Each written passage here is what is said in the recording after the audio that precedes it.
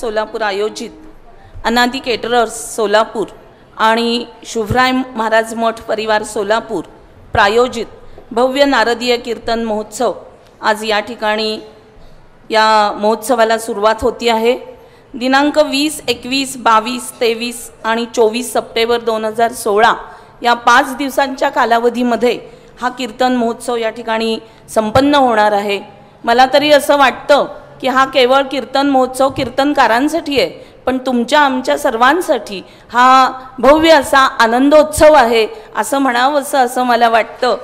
कारण जिथं परमेश्वराचं नामस्मरण होतं तिथं निश्चितच आनंदाचा उत्सव, आनंदाला उधाण आलेलं असतं आणि असा हा सगळा आनंदाचा कार्यक्रम या 5 दिवसामध्ये आपण या ठिकाणी आयोजित करतोय। इवलेसे रोप लावियेले द्वारी असं या महोत्सवाकडे बघितल्यावर म्हणावं असं वाटतं, कारण पहिल्यांदा 3च दिवसाचा कार्यक्रम होता, नंतर 4 दिवसांचा झाला, आता 5 दिवसांचा होतोय। हळूहळू हा आमचा मोगऱ्याचा वेल हा बहरणार आहे याची खात्री या वर्षावरून मला निश्चितच येते।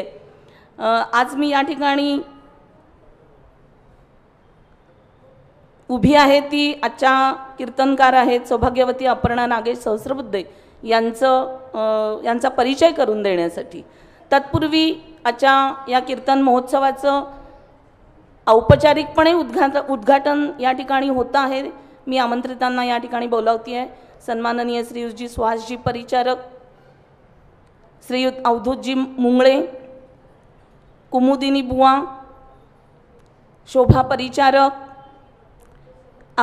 सोलापूर आकाशवाणी केंद्राचे केंद्रप्रमुख श्रीयुत गजानन सुरवसे, सोलापूर आकाशवाणी केंद्राचे सहाय्यक संचालक श्रीयुत सुनील शिंदखेडे आणि आमच्या अपर्णाताईंच्या पाठीमागे खंबीरपणे ज्यांची साथ आहे ते नागेशजी सहस्रबुद्धे, या सर्वांनी प्रतिमेचं पूजन करावं अशी मी त्यांना विनंती करते।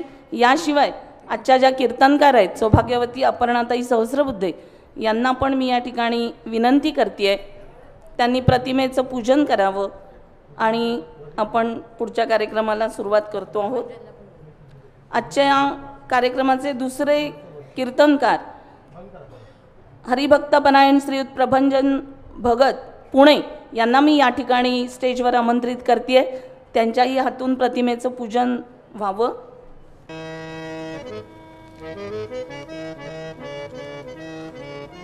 शुक्लां ब्रह्म विचार सार परमां आद्यां जगद्व्यापिनीं वीणा पुस्तकधारिणीं अभयदां बुद्धिप्रदां शारदां हस्ते स्फाटिकमालिकां विदधतीं कमलासने संस्थितां वन्दे तां परमेश्वरीं भगवतीं बुद्धिप्रदां शारदां। शारदा मातेस या व्यासपीठाचे अधिष्ठाते व्यासमुनी या सर्वांना वंदन करून आपण आजच्या कार्यक्रमाला सुरुवात करतो आहोत। या ठिकाणी सौभाग्यवती अपर्णाताई सहस्रबुद्धे यांच्या हस्ते या प्रतिमेचं पूजन होतं आहे। सर्व दूर आपला कार्यक्रम पोहोचवणारे आपल्या सोलापूर आकाशवाणी केंद्राचे संचालक आणि केंद्रप्रमुख, सहाय्यक संचालक आणि केंद्रप्रमुख यांच्याही शुभ हस्ते या ठिकाणी प्रतिमा पूजन होतं आहे। सोलापूर आकाशवाणी ही आपल्या संपूर्ण कार्यक्रमाची माध्यम प्रायोजक म्हणून भूमिका खूप चांगल्या पद्धतीने या ठिकाणी पार पाडणार आहेत।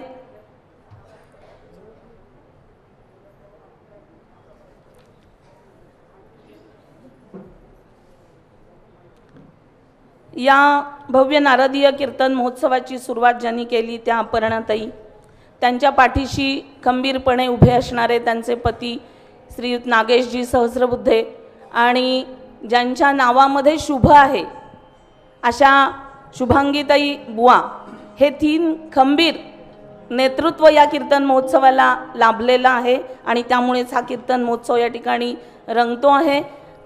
मी आजच्या कीर्तन महोत्सवाच्या पहिलं पुष्प ज्या गुंफणार आहेत त्या हरिभक्तपरायण सौभाग्यवती अपर्णाताई सहस्रबुद्धे यांचा परिचय या ठिकाणी करून देते आहे। खरं तर अपर्णाताईंचा परिचय करून देणं ही एक कार्यक्रमाची औपचारिकता म्हणूनच या ठिकाणी मी करते आहे, कारण अपर्णाताई कुणाला माहीत नाहीत. लहान मुलांपासून मोठ्यांपर्यंत आबालवृद्धांना सर्वांना अपर्णाताई परिचित आहेत, माहिती आहेत. त्यांना नेहमी आपण ऐकतो, पाहतो, जाणवून घेतो, अनुभवतो. पण तरी कार्यक्रमाची औपचारिकता म्हणून मी त्यांचा थोडक्यात त्यांचं एक वेगळं अजून काय आहे जे आपल्याला माहीत नाही ते माहिती व्हावं म्हणून या ठिकाणी परिचय करून देते आहे. सौ अपर्णाताई नागेश सहस्रबुद्धे या पूर्वाश्रमीच्या रोहिणी बल्लाळ दाते. त्यांचं शिक्षण BSc with chemistry, BSc with geology, Montessori पदविका, MA मराठी, BPEd, संगीत विशारद, BA कीर्तनशास्त्र, कालिदास विद्यापीठ नागपूर रामटेक या ठिकाणी प्रथम क्रमांक त्यांनी मिळवलेला आहे. याही पुढे जाऊन सध्या त्या MA करतायत कीर्तनशास्त्र आणि संगीत अलंकार या दोन्हीचाही अभ्यास त्यांचा चालू आहे. संपूर्ण शिक्षण हे लग्नानंतर केलेलं आहे. ही सगळ्यात महत्त्वाची आणि जमेची बाजू आहे. आणि याला त्यांच्या संपूर्ण कुटुंबाने त्यांना खूप मोठी साथ खंबीरपणे दिलेली आहे. त्यांनी सेवा पण केलेली आहे. नुमवी शिशुशाळा सोलापूर या ठिकाणी मुख्याध्यापक म्हणून त्यांनी 5 वर्ष सेवा केलेली आहे. त्याचबरोबर शिप्रमंडळी शिशुशाळा जुळे सोलापूर या ठिकाणी मुख्याध्यापक म्हणून 6 वर्ष सेवा केलेली आहे. कैलासवासी विमो मेहता माध्यमिक शाळा जुळे सोलापूर या ठिकाणी मुख्याध्यापक म्हणून 10 वर्ष सेवा केलेली आहे. ज्ञानप्रबोधिनी प्रशालेत सर्व विभागात काम केले आहे. याशिवाय त्यांच्या व्यक्तिमत्वाचे इतर पैलू जर जाणून घ्यायचे असतील तर भजनाचे, भारुडाचे, कीर्तनाचे कार्यक्रम केवळ सोलापुरात नाही तर महाराष्ट्रात आणि महाराष्ट्राबाहेरही त्यांनी केलेले आहेत. अनेक आध्यात्मिक आणि शैक्षणिक शिबिरात त्या स्वतः सहभागी होतात, तिथल्या लोकांना मार्गदर्शन करतात, पालक सभांमध्ये जाऊन पालकांना उद्बोधन करतात. आता केवळ मार्गदर्शन करून चालणार नाही तर उद्बोधनाची वेळ आलेली आहे तर त्याही ठिकाणी त्या उद्बोधन करतात. ज्येष्ठ नागरिकांना आनंदी जीवनाविषयी त्या मार्गदर्शन करतात. याशिवाय स्वरूप सखी मंडळाच्या त्या संस्थापिका संचालिका आहेत आणि या मंडळाच्या माध्यमातून मंगळागौर म्हणा, डोहाळ जेवण म्हणा, बारसे म्हणा, मेहंदी, बांगड्या अशा विविध कार्यक्रमांसाठी दर्जेदार सादरीकरण या माध्यमातून त्या करत असतात. गेले 3 वर्षापासून नारदीय कीर्तन महोत्सवाचं आयोजन आणि त्या या ठिकाणी करत आहेत. अशा अनंतविध गुणांनी नटलेल्या अशा कीर्तनकार आपल्याला आज ऐकायला मिळणार आहेत. मी आपला सगळ्यांचा अधिक वेळ न घेता, आपल्याला सगळ्यांना अधिक वाट पाहायला न लावता मी अपर्णाताईंना विनंती करते की आपण आपल्या कीर्तन सेवेला आरंभ करावा. धन्यवाद.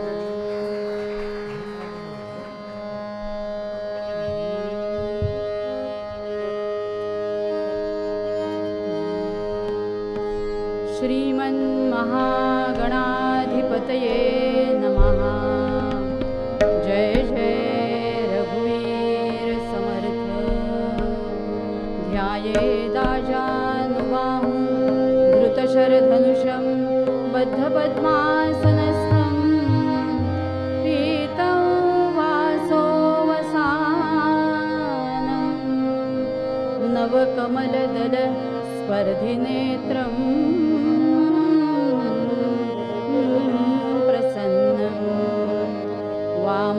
वामाङ्कारूढसीता मुखकमलमिलल् लोचनं नीरदाभं नानालङ्कारदीप्तं दधतमुरुजटा मण्डनं रामचन्द्रं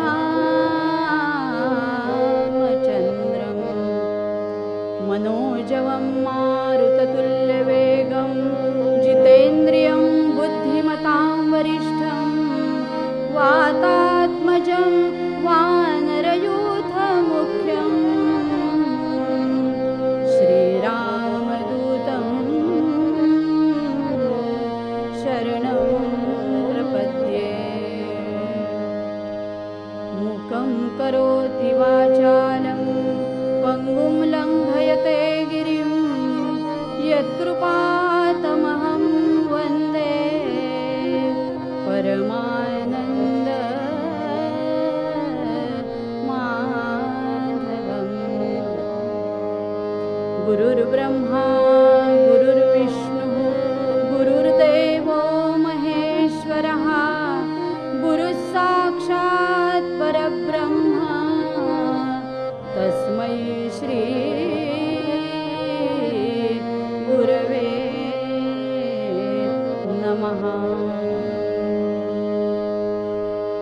जय जय राम कृष्ण हरी राजा राम जय जय राम कृष्ण हरी राजा राम जय जय राम कृष्ण हरी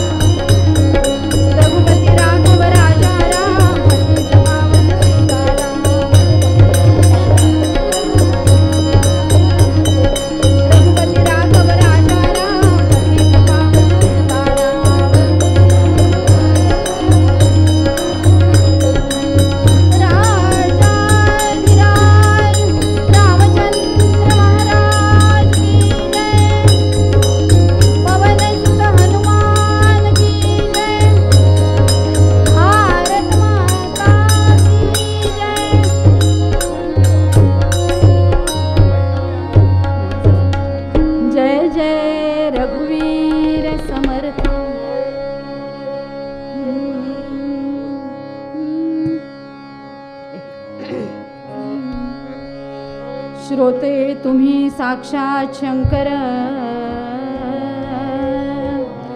जगदीश्वराचा अवतार,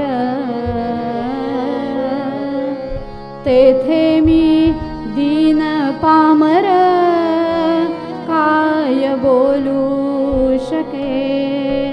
सद्गुरुनाथ महाराज की जय।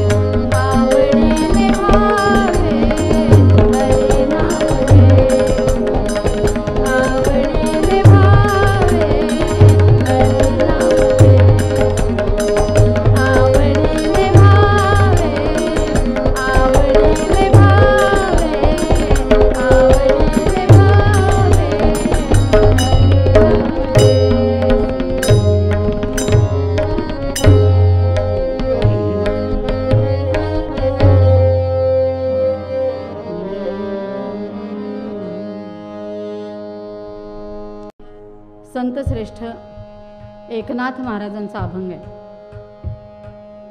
एकनाथ महाराजांच्या हरिपाठातला अभंग आहे. हरिपाठ बऱ्याच जणांनी लिहिलेत बरं. निवृत्तीनाथांनी लिहिलाय, ज्ञानदेवांनी लिहिलाय, एकनाथांनी लिहिलाय, तुकाराम महाराजांनी लिहिलाय आणि नामदेव महाराजांनी पण लिहिलं. 5 जणांचे हरिपाठ आहेत. पण संप्रदायामध्ये संत ज्ञानेश्वरांचा हरिपाठ आणि त्या खालोखाल संत एकनाथांचा हरिपाठ असा तिन्ही त्रिकाळ म्हटला जातो. ज्ञानेश्वरांच्या हरिपाठामध्ये 27 अभंग आहेत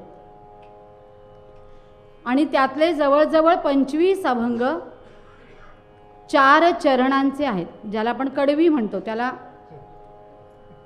संतांच्या किंवा पारमार्थिक भाषेत चरण असं म्हणतात. 4 चरणांचे. आणि एकनाथ महाराजांच्या हरिपाठामध्ये 25 अभंग आहेत आणि ते सगळे 5 चरणांचे आहेत. पण ही सगळे 4 चरण असू देत 5 असू देत आपल्या 2 चरणांच्या माणसांसाठी लिहिलेले आहेत बरं. सगळा उपदेश आपल्याला केलेला आहे. आता एकनाथ महाराज त्यांचा प्रपंचही चांगला आणि परमार्थही चांगला. संत एकनाथांच्या बाबतीत असं म्हणता येईल, नामदेवस्य भक्ती स्यात् ज्ञानम ज्ञानेश्वरस्य च तुकारामस्य वैराग्यम नाथे संति त्रयो गुणाः. नामदेवांची भक्ती, ज्ञानदेवांचं ज्ञान आणि तुकारामांचं वैराग्य हे सगळं एकनाथांच्या ठाई एकवटलेलं होतं. एकनाथ तर चांगले होतेच, पण प्रपंच चांगला होण्यासाठी जोडी चांगली असावी लागते हो. एक जण असून चांगलं असून चालत नाही. त्यामुळे नाथांच्या पत्नी गिरिजा देवी याही तितक्याच तोलामोलाच्या होत्या बरं. नाथांच्या घरचं पुराण आणि पुरण याला कधी खंडच पडला नाही. रोज पुरणाचा स्वयंपाक आणि रोज घरात पुराण. आता पत्नी कशी असावी? वपू म्हणतात पत्नी ही पेपरवेट सारखी असावी. कागद फडफडायला लागले की त्याला एका जागी बांधून ठेवणारी असावी. एकदा कबीरांच्याकडे एक लग्नाळू मुलगा आला आणि कबीरांना म्हणाला, मला लग्न करायचं आहे, पण पत्नी कशी असावी जरा मला मार्गदर्शन करा. समुपदेशन सेंटर असतात की नाही सध्या लग्नाळू मुलामुलींना, खूप ॲडजस्टमेंट करायला लागतात हो लग्नानंतर. ते आधी शिकवावं लागतं आताच्या काळात तरी. पूर्वीच्या काळात आपोआप शिकलं जायचं एकत्र कुटुंबात. तसा तो मुलगा म्हणाला की मला मार्गदर्शन करा. दुपारचे 11:30-12 वाजलेले असतील. कबीरांनी पत्नीला हाक मारली आणि म्हणाले, मला जरा लिखाणाचं काम करायचं आहे, जरा कंदील पेटवून आणून दे. दुपारी 11:30 वाजता बरं. त्यांच्या पत्नीनं कंदील आणून ठेवला. त्याच्यानंतर कबीरांनी दोघांसाठी दूध मागवलं आणि दोघंही दूध प्यायले, कबीर पण आणि तो आलेला मुलगा पण. आणि कबीरांनी सांगितलं, वा काय छान मधुर दूध आहे. त्या मुलाला आश्चर्य वाटलं. तो म्हणला, या दुधात मिठाचे खडे टाकलेत, खारट लागतंय, तरी कबीर दूध गोड आहे कसं म्हणतात. न राहून विचारलं, दुपारच्या वेळेत कंदील मागवताय लिखाणाला आणि जे दूध गोड आहे ते, जे दूध खारट आहे ते तुम्ही गोड म्हणताय. अशी पत्नी पाहिजे म्हणाली. पती पत्नीचं साहचर्य असं पाहिजे की दुपारच्या वेळेत कंदील मागवला तरी तिने काहीही न बोलता कंदील दिला. असा प्रसंग आपल्या घरात घडला असता तर काय झालं असतं माहिती. डोळे काय फुटलेत काय इथून. तसं पत्नीनं आणून दिलेलं दूध जरी खारट होतं तरी कबीर गोड म्हणतात. आम्ही केलेला स्वयंपाक आमच्या घरातले असं मानून खातात का असा विचार करा. त्यामुळे गिरिजा देवी एकनाथांच्या पत्नी एकनाथांच्या पेक्षा चांगल्या होत्या. एकनाथ शांतीब्रह्म होते, तर त्यांच्या पत्नी त्यांच्यापेक्षा शांत होत्या. आलेला याचक पाठकोळी चढून बसला तरी त्या काही बोलल्या नाहीत. बरं, पती समोर होते, जेवायला वाढत होत्या. मग एकनाथांनी सांगितलं, लेकरू पाठकोळी बसलंय, त्याला जरा कडेवर घे बरं. इतका समंजसपणा दोघांच्यात होता आणि म्हणून प्रपंच आणि परमार्थ एकनाथांचं चांगला झाला.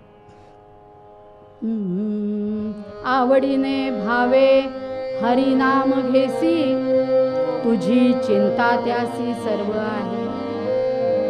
साधा सरळ उपदेश आहे, सगळे हरिपाठातनं. कुठेही जड शब्द नाही, कुठेही काही कळलं नाही असं होऊ नये सामान्य माणसाला, अशा प्रकारचे शब्द वापरले.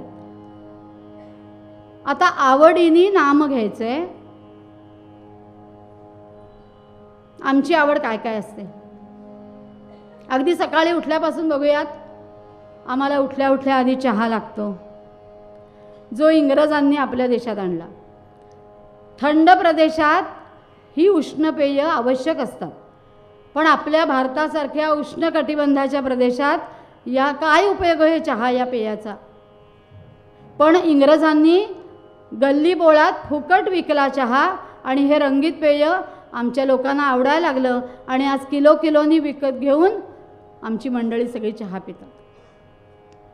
दासगणू महाराज त्या काळात होते जेव्हा इंग्रज हा सगळा प्रचार करत होते, त्यामुळे त्यांनी आपल्या उपदेशामध्ये या चहावर श्लोक लिहिलेत. बरं, चहावर श्लोक लिहिलेत. चहा ना बरा हा महादोषकारी, चहा ना बरा हा महादोषकारी, करी हाच उत्पन्न रोगा शरीरी. मधुमेह जो रोग तो मित्र याचा, जगी धन्य तो दास सर्व. हे चरण नाही आहे ह्याचं चौथं. बरं, पण इकडे चा आलं की आपल्याला मनाच्या श्लोकामधलं हे चरण आठवतं, जगी धन्य. चहा हा करी नाश साऱ्या आयुचा, मना ना करी स्पर्श या दुष्टपेया, तो खरा माणूस. आवडीने भावे हरिनाम घेसी, तुझी चिंता त्यासी सर्व आहे. एकनाथ महाराज म्हणतात, स्वस्थ बसा आणि नाम घ्या, किंवा नाम घ्या आणि स्वस्थ बसा. आमच्या सगळ्या संतांच्या वचनाचा विपर्यास झालाय. बरं, ठेविले अनंते तैसेची राहावे, या तुकोबांच्या उक्तीचा आम्ही असा अर्थ घेतला, असेल माझा हरी तर देईल खाटल्यावरी, असं अजिबात नाही. जसे देशावर राहणारे देशस्थ, कोकणात राहणारे कोकणस्थ, स्वर्गात गेलेले स्वर्गस्थ, वनात राहणारे वनस्थ, तसं स्वस्थ म्हणजे स्वच्या जागी जे राहतात, स्व म्हणजे आपल्या आत्म्याच्या जागी जे स्थित असतात त्यांना म्हणायचं स्वस्थ. त्यामुळे स्वस्थ राहून नाम घ्या.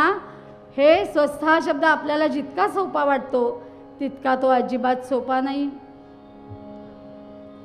त्यामुळे आवडीने भावे हरिनाम घेसी आणि तुझी चिंता त्यासी सर्व आहे. अनन्यास चिंतयन्तो मां ये जना पर्युपासते, तेषां नित्याभियुक्तानां योगक्षेमं वहामि. आम्ही फक्त शेवटचं लक्षात ठेवतो, योगक्षेमं वहाम्यहम. त्याला पहिल्या 3 अटी आहेत, त्या ज्या आहेत संस्कृतमध्ये दिलेल्या. अनन्यास चिंतयन्तो मां, आवडीने भावे हरिनाम घेसी, तर तुझी चिंता त्यासी सर्व आहे. त्यामुळे एकनाथांना ह्या अभंगातून नाम तर घ्यायला सांगायचंच आहे, पण आम्ही नाम घेतो. अनेक भजनी मंडळातल्या बायका समोर दिसतात आहेत. भजनी मंडळ चालतं, भक्तीचे वेगवेगळे प्रकार आहेत, लक्षात घ्या. नवविधा भक्ती तर आपल्याला माहितीच आहे, पण भक्तीचे वेगवेगळे प्रकार. कुणी रोज देवाला जाईल, कुणी रोज भजन करेल, कुणी रोज पूजा अर्चा करेल. नारद महर्षींनी भक्तिसूत्रामध्ये हे सगळे प्रकार वेगवेगळे सांगितलेले आहेत. कोणाच्या शांडिल्य ऋषींचं मत सांगितलं आहे, गार्ग्यांचं मत सांगितलं आहे, पराशरांचं मत सांगितलं आहे. पण सगळ्यात जी आवड आपली भगवंताच्या ठिकाणी पाहिजे ती सगळ्यात उच्च भक्ती असं नारद महाराज पण म्हणतात. त्यामुळे त्याच्या पुढे एकनाथ महाराज आपल्याला सांगतात, नको खेद करू कोणत्या गोष्टीचा आणि पती लक्ष्मीचा जाणतसे. आता आमचं मन इतक्या वेगवेगळ्या गोष्टींनी भरलंय आणि इतक्या अपेक्षांनी भरलेलं आहे. नवऱ्याकडनं वेगळी अपेक्षा, नवऱ्याची बायकोकडनं वेगळी अपेक्षा, मुलांकडनं वेगळी अपेक्षा. काय मनापासून हसले. अपेक्षा आपल्या खूप आहेत संसारात आणि संसार हा अपेक्षांनीच भरला आहे. अपेक्षा असणं चूक नाही आहे श्रोतेहो. त्या जर अपेक्षा पूर्ण झाल्या नाही तर आमच्या मनामध्ये जो विषाद उत्पन्न होतो तो आपलं शरीर न खाऊन टाकतं. सारखं सारखं सारखं नकारात्मक काहीतरी विचार करणं, खेद निर्माण होणं, तो व्यक्त करणं, ह्या सगळ्यामुळे आपलं शरीर आतून पोखरलं जातं आणि मग जे आध्यात्मिक कार्य करायला जी आपल्याला ऊर्जा लागते ती ह्या सगळ्या गोष्टींनी मिळत नाही. नको खेद करू कोणत्या गोष्टीचा आणि पती लक्ष्मीचा जाणतसे. आता लक्ष्मीच एवढी संपन्न आहे. आता आमच्याकडे IT झालेल्या मुली आहेत, कितीतरी पॅकेज घेतात. साहजिक त्यांची अपेक्षा अशी की त्यांच्यापेक्षा जास्त पॅकेज घेणारा मुलगा पाहिजे. तसं आमच्या लक्ष्मीनी पण ठरवलं. जेव्हा सागरातून उत्पन्न झाली सगळे कोण कोण कोण कोण बघितले, पण वरमाला घातली विष्णूच्या गळ्यात, कारण तो तिच्यापेक्षा संपन्न आहे. नको खेद करू कोणत्या गोष्टीचा आणि पती लक्ष्मीचा जाणतसे. सकल जीवांचा करीतो सांभाळ आणि तुझं मोकलीला ऐसे नाही. हा परमेश्वर सगळ्या जीवांचा सांभाळ करतोच आहे. एकदा शिवाजी महाराजांनाही अहंकार झाला बरं, की हे तो श्रींची इच्छा असं जरी म्हटलं तरी त्यांना वाटलं की ह्या सगळ्यांचा मी पोशिंदा आहे. अर्थातच गुरूंना हे सगळं लगेच कळतं. समर्थ रामदासांना कळलं आणि त्यांनी समोरचाच एक गोल दगड जो जमिनीमध्ये घट्ट बसला होता तो तिथल्या त्या लोकांना उचलायला सांगितला आणि तो उचलता क्षणी आत काय दिसलं आपल्याला माहिती आहे, एक जिवंत बेडकी त्या खड्ड्यामध्ये होती. समर्थ म्हणाले, ह्या बेडकीचा पोशिंदा कोण? आणि शिवाजी महाराजांच्या लक्षात गोष्ट आली की आपण जो अहंकार केला तो समर्थांना कळलाय. त्यामुळे ह्या जगातल्या प्रत्येकाचा पोशिंदा परमेश्वर आहे. त्यामुळे आपण कशाचीही काळजी न करता जे ध्येय आपल्या जीवनाचं ठरवलेलं आहे त्या ध्येयासाठी प्रामाणिकपणे प्रयत्न करणं हे एकमेव काम आमच्याकडे येतं. जैसी स्थिती आहे तैशा परी राहे आणि कौतुक तूप आहे संचिताचे. संचित, प्रारब्ध आणि क्रियमाण हे सगळ्यांच्या पाठीशी आहे बरं. हिंदू धर्मच हे सांगतो की जे मागच्या जन्मी केलं ते या जन्मी भोगायचंय, जे या जन्मी करतो आहोत ते पुढच्या जन्मी भोगायचं. त्यामुळे दोन व्यक्ती जर सारखेच कष्ट करतात, एकाचं फळ वेगळं असतं, एकाचं फळ वेगळं असतं, कारण दोघांचं संचित वेगळं असतं. आंब्याची आढी आपण लावतो ते समजा आपलं संचित असेल तर त्यातले काही आंबे आपण रस काढायला घेतो ते आपलं प्रारब्ध असतं आणि पुन्हा रस काढून जी बी आपण रुजवतो ते आपलं क्रियमाण या जन्मीचं ते पुढच्या जन्मी आपल्याला भोगायला. त्यामुळे हे सगळं संचिताचा खेळ आहे. त्यामुळे जे चालू आहे त्याच्याकडे तू शांत भावाने बघ असं नाथ महाराज सांगतात. एक राजा होता, त्याचा एक प्रधान पण होता आणि प्रधानाचा त्याची अशी दृढ बुद्धी होती की हे जे सगळं चाललंय ते त्या भगवंताच्या इच्छेने चाललंय आणि जे चाललंय ते चांगल्यासाठी चाललंय. त्यामुळे काहीही घटना घडली की हा प्रधान म्हणायचा जे होतं ते चांगल्यासाठी होतं. एक दिवस म्यानातून तलवार काढता काढता राजाची करंगळी कापली. सगळे दरबारी लोक अरे अरे अरे वाईट झालं वाईट झालं वाईट झालं. राजाने प्रधानाला विचारलं करंगळी कापली काय? प्रधानजी म्हणाले जे होतं ते चांगल्यासाठी होतं. राजाला भयंकर राग आला. त्यानं प्रधानाला टाकलं तुरुंगात आणि इतका विमनस्क अवस्थेत म्हणाला आता मला चैन पडत नाही, इथं मी जातो शिकारीला. आणि शिकारीला गेला. दिवसभर शिकार मिळाली नाही. खोल खोल आत जंगलात खूप आत गेला. अंधार पडला. आता इथेच राहूयात झाडावर म्हणून थांबला. तिथे एक आदिवासी जमात राहत होती आणि त्या आदिवासी लोकांना त्या दिवशी एक नरबळी द्यायचा होता. सगळ्या जंगलात हे लोक शोधत होते कोणी माणूस मिळतोय का. आणि हा राजा मेला छान धट्टा कट्टा गोरा गोमटा आणि त्याला घेऊन आले नरबळी द्यायला.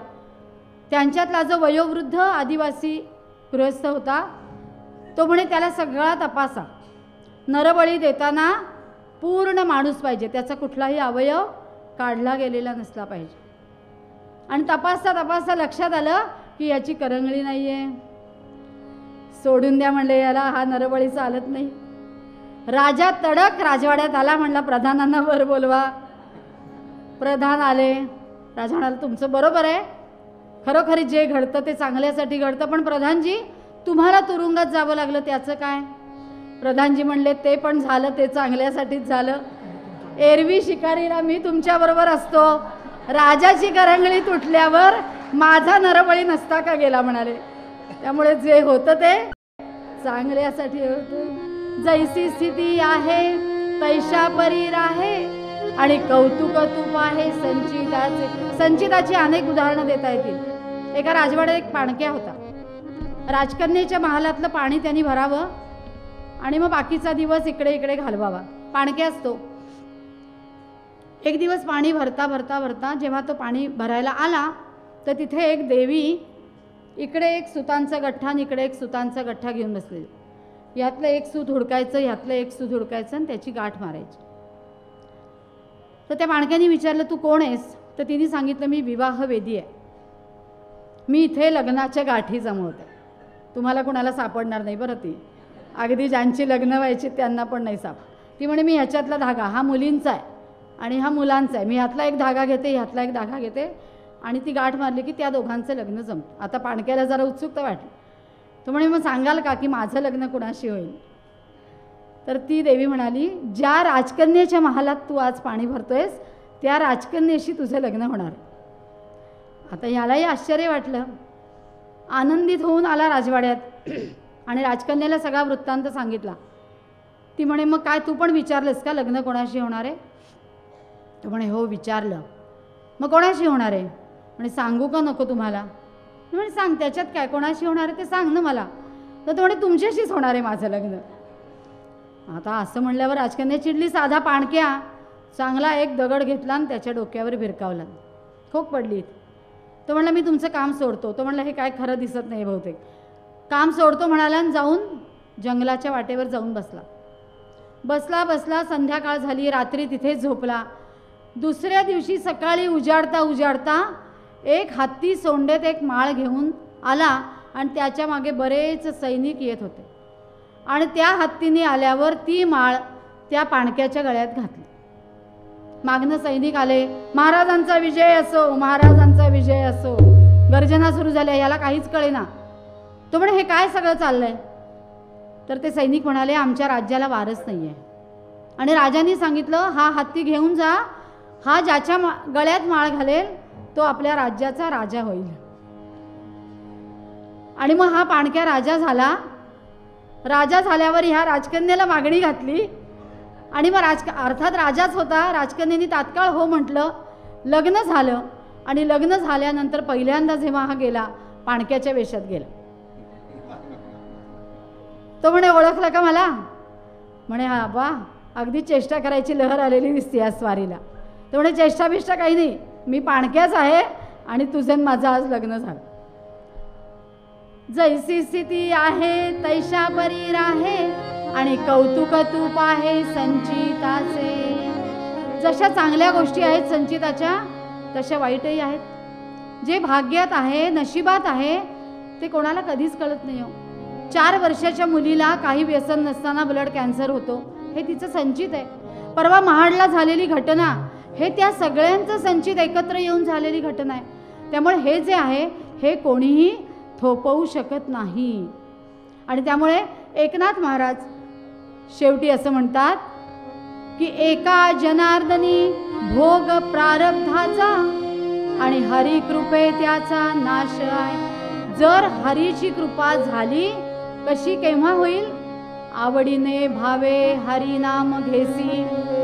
आवडीने भावयुक्त अंतःकरणाने जर तू प्रभूचं नाम घेशील, कशाची चिंता करणार नाहीस, तर त्या परमेश्वराच्या कृपेने तुझ्या प्रारब्धाचा भोग थोडा का होईना कमी होईल. आणि म्हणून तशी आवडी आपल्या मनामध्ये उत्पन्न व्हावी यासाठी एकनाथ महाराज आपल्या मूळ पदात सांगतात, आवडीने भावे हरी नाम घेसी. आवडीने भावे हरी नाम घेसी. तुझी चिंता त्यासी सर्व आहे. तुझी चिंता त्यासी सर्व आहे. सर्व आहे. आवडीने भावे हरी नाम घेसी. आवडीने भावे एका जनार्दनी भोग प्रारब्धाचा. एका जनार्दनी भोग प्रारब्धाचा. हरी कृपे त्याचा नाश आहे. नाश आहे. आवडीने भावे हरी नाम घेसी. आवडीने भावे हरी नाम घेसी. आवडीने भावे आवडीने भावे आवडीने भावे.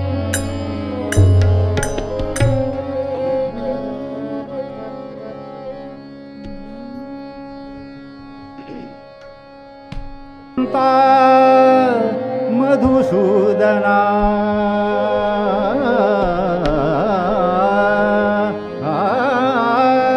श्री अनंता मधुसूदना पद्मनाभा नारायणा. पद्मनाभा नारायणा. पद्मनाभा नारायणा. पद्मनाभा नारायणा. पद्मनाभा नारायणा. पद्मनाभा नारायणा. हो पद्मनाभा नारायणा. पद्मनाभा नारायणा.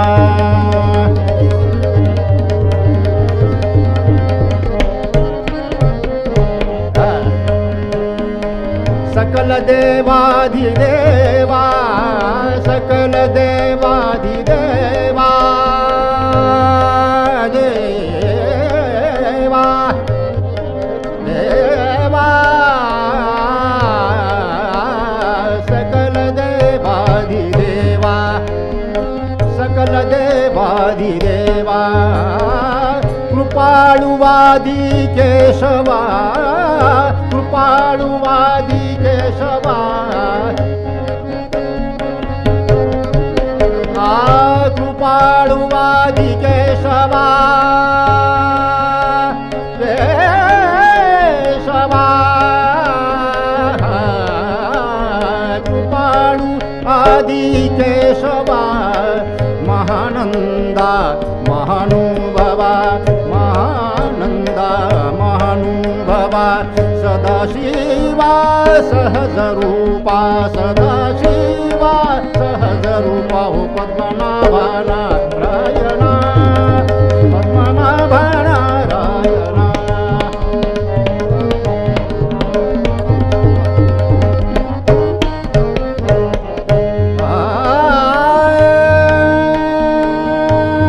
गाये सगुणा निर्गुणा गाये सगुणा निर्गुणा निर्गुणा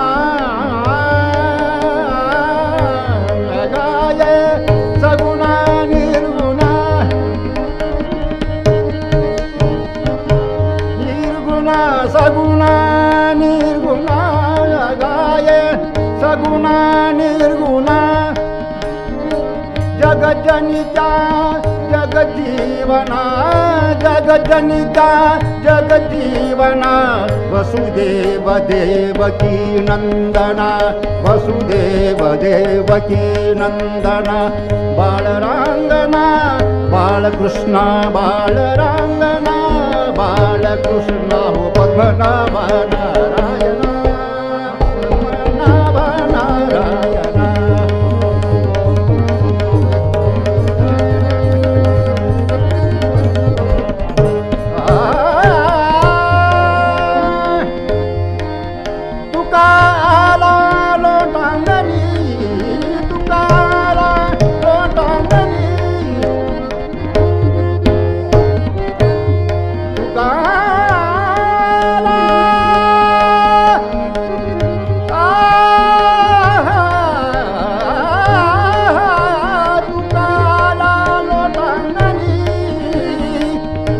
ठावदावादी चरणी मज ठावदावादी चरणी हेची करीतसे विनवनी हेची करीतसे विनवनी भवबंधनी सोडवावे भवबंधनी सोडवावे हो पद्मनाभा नारायणा पद्मनाभा नारायणा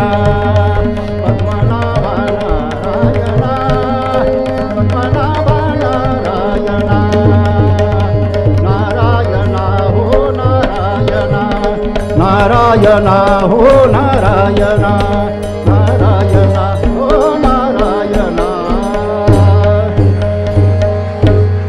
धन्यवाद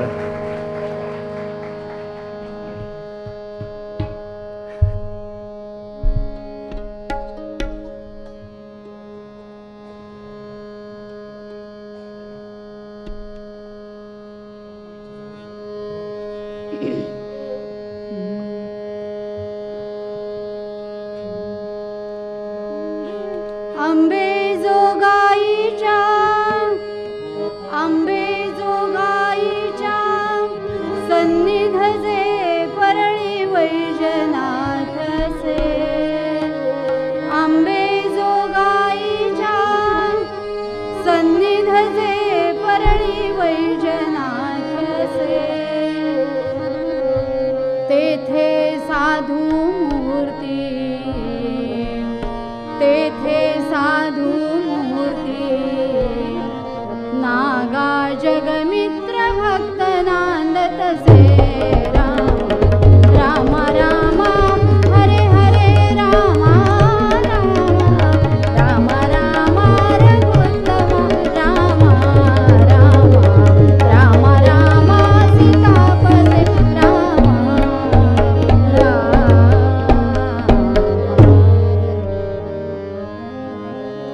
12 ज्योतिर्लिंगांपैकी एक गाव परळी वैजनाथ सौराष्ट्रे सोमनाथंच श्रीशैल्ये मल्लिकार्जुनम् उज्जयिन्यां महाकालम् ओंकारम् अमलेश्वरम् परल्यां वैजनाथंच डाकिन्यां भीमशङ्करं सेतुबन्धे तु रामेशं नागेशं दारुकावने वाराणस्या तु विश्वेशं त्र्यंबकं गौतमी तटे हिमालये तु केदारं घुसृणेशं शिवालये। अशी 12 ज्योतिर्लिंग भारतवर्षामध्ये पसरलेली आहेत. त्यापैकीच एक परळी वैजनाथ इथल्या नागा जगमित्र यांच्या आख्यानातला काही भाग आपण आज बघणार आहोत. नागा जगमित्र हे नाव परळीमधल्या सगळ्यांना माहिती आहे. किंबहुना परळीमध्ये त्यांची समाधी पण आहे. जेव्हा तुम्ही वैजनाथाचं दर्शन घ्यायला जाल तेव्हा तिथे या नागा जगमित्रांच्या समाधीचं अवश्य दर्शन घ्या. अतिशय मोठी विभूती या परळी गावामध्ये होऊन गेली. जगमित्र ही पदवी त्यांना लोकांनी दिली बरं. कारण गावामध्ये कोणाशीच द्वेष नाही, कोणाचा मत्सर नाही, कोणाशी भांडण नाही, कोणाविषयी राग नाही. मजुरी करणारे हे नागा दिवसभर मोलमजुरी करावी आणि रात्री आपल्या झोपडीपुढं, झोपडीत राहत होते, कुडाची झोपडी होती, आपल्या झोपडीपुढच्या अंगणात रोज रात्री हरिकथा करावी आणि परळीतल्या सगळ्या लोकांना ह्या भक्तीचा आनंद लुटायला द्यावा. कुटुंब ही मर्यादित 12व्या शतकातली गोष्ट आहे. ज्ञानेश्वरांच्याही आधीचा काळ. एक मुलगा, एक मुलगी, पत्नी आणि स्वतः नागा एवढंच मर्यादित कुटुंब.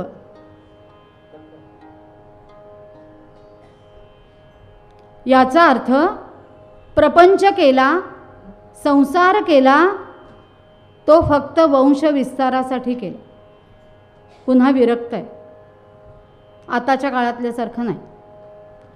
कुटुंब नियोजनाची साधनं ढिगाणी पडली आहेत. भोग घ्यायचे पण त्याचे परिणाम आम्हाला नको आहेत अशी वृत्ती त्या काळात त्यांची नव्हती. खूप या ज्या संतांच्या कथा आहेत ना, खूप विचार करायला लावणारे आहेत. मोलमजुरी करून जी काही मजुरी हातात येईल त्या पैशामध्ये पत्नी पण संतुष्ट, चित्ती असू द्यावे समाधान. भगवंतांनी 12व्या अध्यायात कुठला भक्त मला प्रिय आहे 36 लक्षणं सांगितली. त्यातला पहिला शब्द आहे संतुष्ट सततं योगी. संतुष्ट हा पहिला शब्द आहे. जो समाधानी आहे, संतुष्ट आहे, तो मला प्रिय आहे. तशी ही नागा जगमित्रांची पत्नी मिळालेल्या पैशामध्ये नेटका प्रपंच चालवत होती. नेट लावून नव्हे. आमचा नेटका प्रपंच, आम्ही नेट लावून प्रपंचच करतो आणि मग भगवंताला विसरूनच जातो. आवडीने नाम घ्यायला सांगितलंय पण आम्ही कधी तातडीने घेतो, कधी सवडीने घेतो, कधी नडीने घेतो, पण आवडीने कधीच नाही हो घेत. त्यामुळे ही पत्नी अतिशय समाधानी. नेटका संसार नागांचा चालू आहे. रोज हरिकथा करावी. पण त्या काळात यवनांचं आक्रमण हळूहळू भारतवर्षावर व्हायला लागलेलं होतं आणि ह्या परळीमध्ये जो मामलेदार म्हणून ज्याची नियुक्ती झाली तो यवन होता. आणि ह्या यवन मामलेदाराला आताच्या भाषेत टार्गेट दिलं होतं. आपल्याला माहिती मार्चमध्ये टार्गेट असलं की कसं सगळ्या रस्त्यांवर कामं चालू असतात. तसं ह्याला कशाचं टार्गेट दिलं होतं की वर्षभरात किमान एवढे लोक हिंदूंचे मुस्लिम व्हायला पाहिजे. आणि त्यामुळे त्याचा प्रयत्न चालू होता की ह्या सगळ्या परळीतल्या लोकांना मी माझ्या मुस्लिम धर्मामध्ये कसं समाविष्ट करून घेऊ. आज मला खूप छान वाटते, अपर्णाताई समोर बसल्या आहेत. या अपर्णासमोर त्या अपर्णाताई बसल्या आहेत आणि त्या हेच काम आजच्या काळात देखील खूप हिरिरीनी सगळीकडे जाऊन करतायत. आज हेच चाललंय. मुलींना नेत आहेत. आणि नागांचं काम काय होतं की ते रोज कथा कीर्तनातून हेच सांगत होते की सगळ्या धर्मांची शिकवण सारखीच आहे. कुठलाच धर्म माणुसकीला काळीमा लावणारा नाही.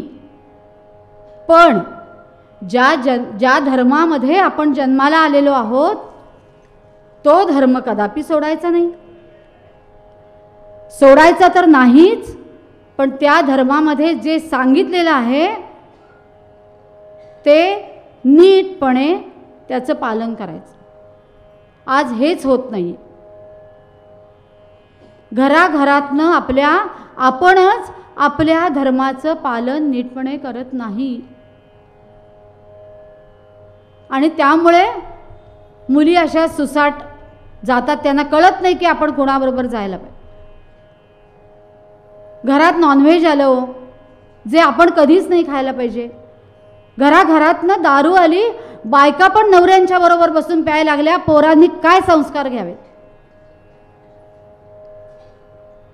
त्यामुळे नागा जगमित्र एकच सांगायचे की आपल्या धर्माचं पालन आपण करायचं आणि आपला धर्म प्राण गेला तरी सोडायचा नाही. आणि इकडे ह्या यवन मामलेदाराचा जळफळाट व्हायचा की मला टार्गेट दिलंय, आता मी ते कसं पूर्ण करू. आणि त्यांनी आपल्या हस्तकांकरवी एक डाव रचला. थंडीचे दिवस, जगमित्रांनी कथा छान रंगवली, प्रल्हादाचं चरित्र लावलं. अहो किती संकटातून प्रल्हादाला भगवंतांनी तारलं केवळ नामस्मरणाने.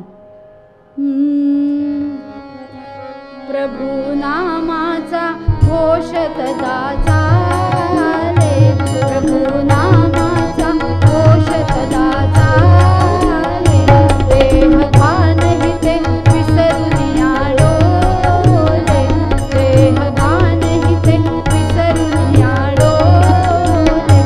हरी नामाची धून लागली, हरी नामाची धून लागली. समाधीचे सुख भक्ती सुखे घेती, समाधीचे सुख भक्ती सुखे घेती, समाधीचे सुख भक्ती सुखे घेती. अशी लोकांची समाधी लागली हो कथा ऐकताना. त्या भक्तिरसात, त्या नामस्मरणाच्या गजरात जे समाधीचं सुख योगाच्या माध्यमातून मिळतं. यम नियम आसन प्राणायाम प्रत्याहार धारणा ध्यान मग समाधी. पण भक्ती तत्वाचं हे एकच वैशिष्ट्य आहे की भक्ती तत्वातून माणूस लवकर समाधी अवस्थेला जातो. फक्त ते आवडीने घ्यायला पाहिजे आणि भावयुक्त अंतःकरणाने घ्यायला. सगळा श्रोतृवर्ग त्या कीर्तनामध्ये तल्लीन झालेला. प्रल्हादाचं आख्यान पूर्ण झालं.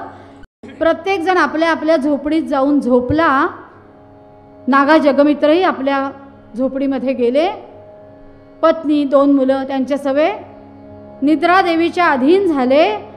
आणि ह्या यवन मामलेदारच्या हस्तकांनी डाव साधला.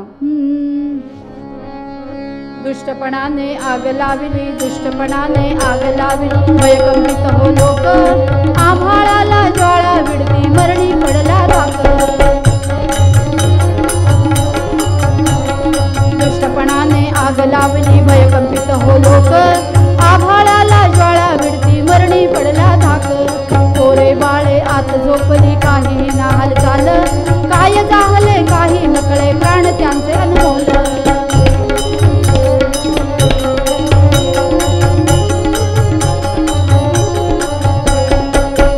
सारा घेऊन सारा अग्नी शांत झाला. आत जाऊनी पाहिले तो विस्मय अनुभव आला, आत जाऊनी पाहिले तो विस्मय अनुभव आला.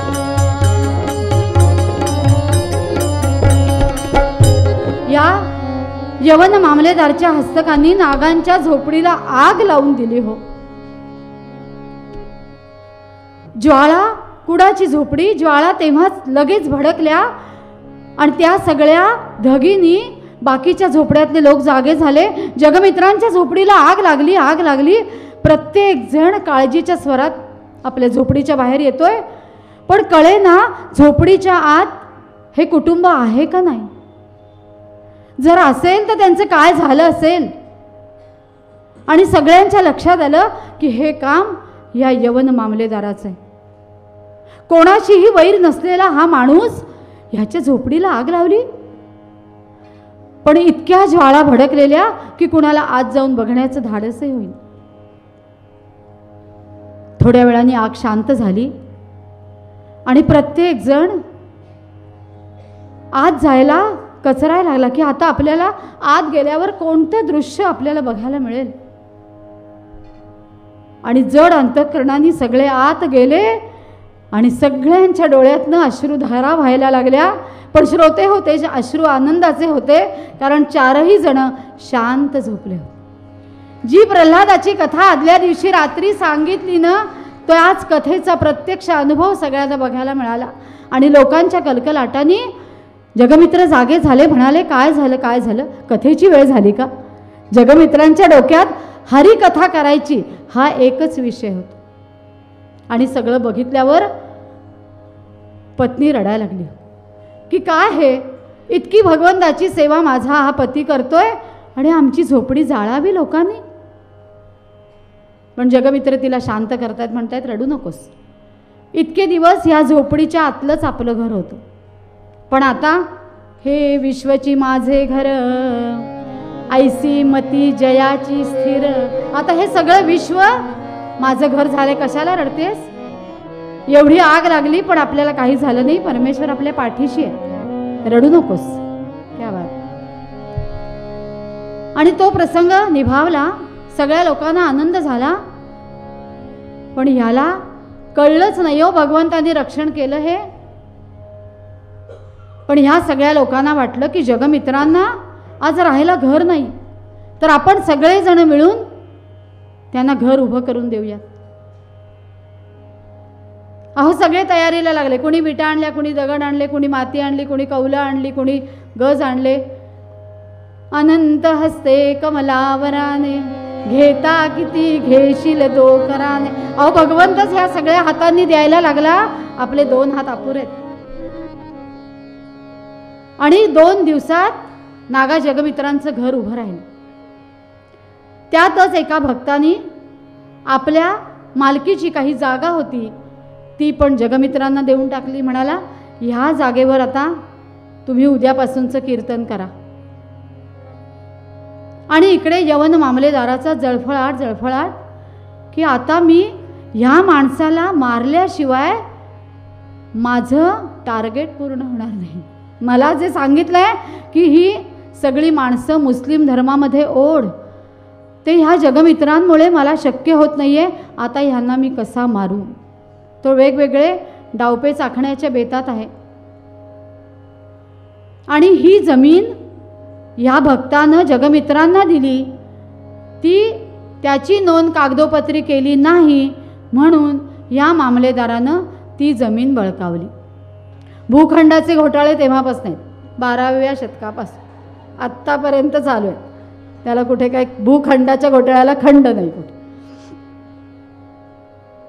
त्याच वेळेला ह्या यवन मामलेदाराच्या मुलीचं लग्न ठरलं होतं आणि त्याच्या दप्तरामध्ये अशा नोंदी आता ह्या 2-4 दिवसात झालेल्या होत्या की शेजारच्या जंगलातला एक वाघ आणि आपल्या गावात येतो, धुमाकूळ घालतो, कोंबड्या, बकऱ्या, गाई, म्हशी, कुत्री याच्यावर हल्ले करतो. तर ह्या मामलेदारांनी त्या गावचा प्रमुख म्हणून त्या वाघाचा काहीतरी बंदोबस्त करावा. आता मुलीचं लग्न जमलेलं, नागा जगमित्रांना तर कसं मारावं ह्या विचारात हा मामलेदार. आणि वाघाची तक्रार, त्यानं जगमित्रांना बोलावून घेतलं आणि सांगितलं, तुम्हाला त्या जागेवर मंदिर बांधून हवंय ना? जगमित्र म्हणाले, हो, मला रोज भगवंताची कथा करायची असते, लोकांना ती आवडते, मला करायला आवडते, पण पावसाळ्यात थंडीत आम्हाला खूप त्रास होतो. तिथे एखादं मंदिर बांधलं तर आमच्या कथा कीर्तनाची चांगली सोय होईल. तर तो मामलेदार म्हणाला, ठीक आहे, सोय तर मी पण करून देईन, बांधून देईन तुम्हाला मंदिर, पण एक अट आहे, एक काम करावं लागेल. काय काम आहे? तर त्यांनी सांगितलं मामलेदारांनी की शेजारच्या जंगलातला वाघ आपल्या गावातल्या लोकांना त्रास देतो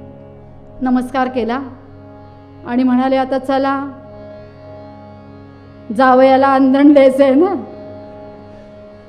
आणि अक्षरशः एका आईच्या बरोबर एखादा लेकरू चालावं ना तसे नागा जगमित्र आणि तो वाघ अशी जोडी अहो गावाकडे निघाली. आणि सगळे जण कोंबड्या बकऱ्या गाई म्हशी कुत्री माणसं सगळे गावातले पळत सुटे मामलेदाराच्या कचेरीपर्यंत. वाघ आला वाघ आला वाघ आला वाघ आला. त्या मामलेदाराला काही कळेना. तो म्हणे आता काही खरं नाही, या माणसाला मारायसाठी मी हे सांगितलं पण आता हा खरा वाघ घेऊन यायला लागलाय आणि त्या वाघाने आता मराच खाल्लं तर काय. आता मनातून घाबरला की हे काहीतरी वेगळं आहे. हात जोडून पुढती आला, क्षमा करावी स्वामी मजला, बांधून देतो मंदिराला, सोडून द्या व्याघ्राला. मला क्षमा करा, मी तुम्हाला ओळखलं नाही, या वाघाला पहिला सोडून द्या. सगळे लोक घाबरलेत. लोकच काय मी पण घाबरलोय. वाघाला कृपा करून सोडून द्या, मी तुम्हाला मंदिर बांधून देतो. जगमित्रांची इच्छा एकच की मंदिर आपल्याला मिळतंय, कारण कथा कीर्तनाचं वेडच एवढं जबरदस्त होतं. पुन्हा एकदा वाघाला हात जोडले. पांडुरंगा, आमच्या हाकेसरशी धावून आलास, पण ना तुझ्या कथा कीर्तनाची माझी सोय झाली आहे, तेव्हा कृपा करा, असंच दर्शन आम्हाला वरचेवर देत जा. पण आता हे सगळे लोक घाबरलेत, त्यांची भीती अजून नको वाढायला, तर आपण इथून परत गेलात तरी ती आमच्यावर कृपाच आहे. असं म्हणल्यावर तो वाघ निमूट मागे निघून गेला. सगळ्या लोकांनी नागा जगमित्रांचा जय जयकार केला. जगमित्रांचा विजय असो, जगमित्रांचा विजय असो. मामलेदार खाली मान घालून उभा आहे. मग त्या मामलेदारांनी मंदिरही बांधून दिलं. जगमित्रांची कथा अनेक वर्ष पुढे चालू राहिली. सगळ्या परळीतल्या लोकांना त्यांच्या कथेनी वेड लावलं, त्यांच्या कथेनी शिकवण दिली. त्या परळीतला हिंदू धर्म जागा राहिला. आणि त्यानंतर भगवंताची एवढी कृपा होती की एका कार्तिक शुद्ध एकादशीला कीर्तन चालू असताना ह्या जगमित्रांना भगवंतांनी आपलंसं करून घेतलं. आजही परळीमध्ये ती समाधी आपल्याला जगमित्रांची बघायला मिळते. त्याचं अवश्य सगळ्यांनी दर्शन घ्या. प्रारब्धात काय होतं, त्या मामलेदाराशी त्यांनी मनाशी निश्चय केला होता की ह्या मामलेदाराशी आपण गेल्या जन्मात काहीतरी वाईट वागलो, त्यामुळे हे प्रारब्ध आपल्याला आत्ता भोगायला लागते. पण मस्तकी पडवतं दुःखाचे डोंगर, सुखाचे माहेर सोडू नये. नामस्मरण हे सुखाचं माहेर आहे श्रोते हो. त्यामुळे कितीही संकट आली तरी आपल्या मुखामध्ये असलेलं नामस्मरण कधीही सोडू नका. हा कंठ आहे ना, हा डोकं म्हणजे मेंदू आणि हृदय ह्याच्याबरोबर मध्ये ठेवला. त्यामुळे त्याच्यात डोक्यात पक्क पाहिजे की हे आपण नामस्मरण का करतो आहे, आणि हृदयामध्ये भाव पाहिजे की आपण कोणाचं नाम घेतो आहे. अशी नाम घेण्याची बुद्धी आपल्या सर्वांना होवो आणि आपल्या सर्वांना पांडुरंगाची कृपा लाभो, जशी जगमित्रांना लाभली अशी परमेश्वराच्या चरणी प्रार्थना करते. आणि आज इथे माझ्या वाणीला मी विराम देते. हे सगळे 5 भाऊ माझ्या पाठीशी होते, त्यामुळे मी आज इथे ही कथा आपल्यासमोर सादर करू शकले. अर्थातच आज मी इथे उभी आहे ती 3 व्यक्ती. पहिली माझी आई, की जिने मला जाणीव करून दिली की हे गुण तुझ्यात आहेत आणि तू ते जेव्हा केव्हा तुला मिळेल तेव्हा डेव्हलप कर आणि तू कथा करू शकशील असं मला वाटतं, असं म्हणून ती गेली. त्याला झाली आज 15 वर्ष, पण आज मी इथे तिच्यामुळे उभी आहे. ती आणि आजचे माझे कीर्तनातले 2 गुरु आहेत, आपा मार्जने गुरुजी आणि राष्ट्रीय कीर्तनकार हरिभक्तीपरायण चारुदत्त आफळे. या तिघांच्याही चरणी ही कीर्तन सेवा मी समर्पित करते आणि आपला सर्वांचा निरोप घेते. धन्यवाद. धर्माच्या करिता मास जगती रामा निधाडी आले, ऐसे जाणून राम भक्ती करिता ऐश्वर्य हे लाभले. आता धर्म सखा तुझ्या पुढती या नम्र ईश्वरत्व येणे असे इच्छा होत असे मानसी करीत असे हा देह तुझा असे जय जय रघुवीर समर्थ. पुढे दुसरं कीर्तन असल्यामुळे भैरवी घेत नाहीये. धन्यवाद.